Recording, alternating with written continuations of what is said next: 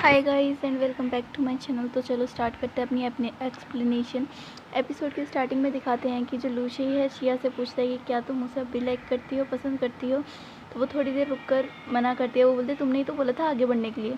तो इतना सुनकर मुस्कुराते हुए वहाँ से चले जाता है। और यहाँ पर ह्योंग अपने ग्रुप को लेकर अपनी प्रैक्टिस रूम में लेकर आ जाता है, जहाँ पर सभी खुश लग रहे होते हैं। हमको दिखाते हैं कि ह्योंग ने ताओ से पिंक कलर का गिटार स्पेशली मंगलू के लिए मंगवाया था, क्योंकि उसके पास वुडन था और ये रॉक बैंड है, तो इन्होंने वैसा मंगवाया था उसके लिए। तो फिर जैसे ही ताओ थोड़ी अपसेट नज़र आती है हमें, लेकिन वो और भी अपसेट हो जाती है जब वो मंगलू की तारीफ़ करने लगता है कि वो हमारी बैंड की सबसे अच्छी मेंबर है। तो इधर ह्योंग के पास वो मंगलू भी आई जाती है। तो ह्योंग उसके पास जाकर बैठता है और बोलता है ये लो तुम्हारा गिटार। वो देख कहती है कि अरे वाह, तुम तो मेरे लिए पिंक गिटार लाए हो। वो भी हाँ कहते हुए कहता है। तो ताऊ गुस्सा हो जाती है क्योंकि गिटार तो वो लेकर आई थी, है ना। अब वहाँ से वे चली जाती है ब्रेकफास्ट लेने, क्योंकि वो वहाँ पर वो दोनों भी प्रैक्टिस कर रहे थे। और जब वो वापस ब्रेकफास्ट लेकर आती है तब भी वो दोनों प्रैक्टिस कर रहे थे।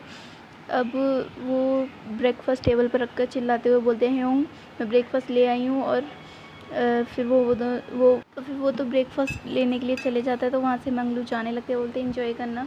लेकिन वो उसको ज़बरदस्ती रोकता है। वो बोलता है कि तुम भी हमारे साथ बैठो।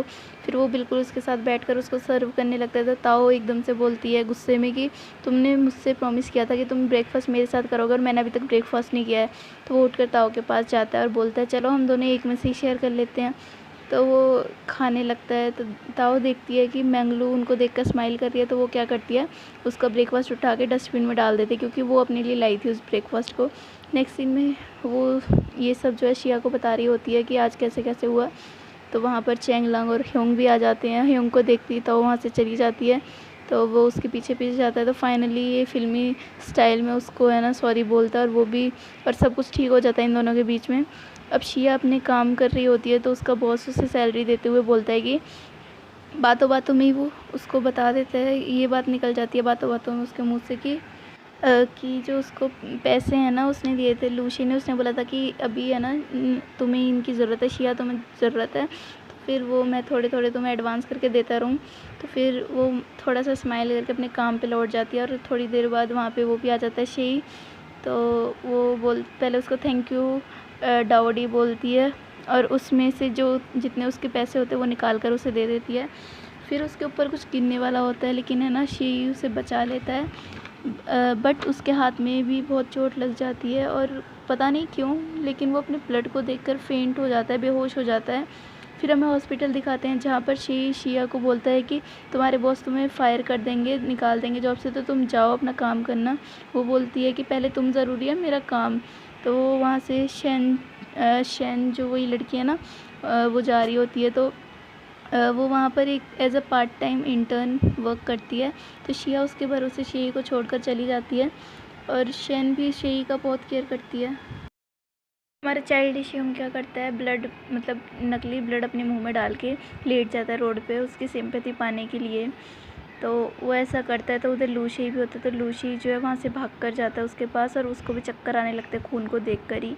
तो वो डॉक्टर के पास दिखाते हैं।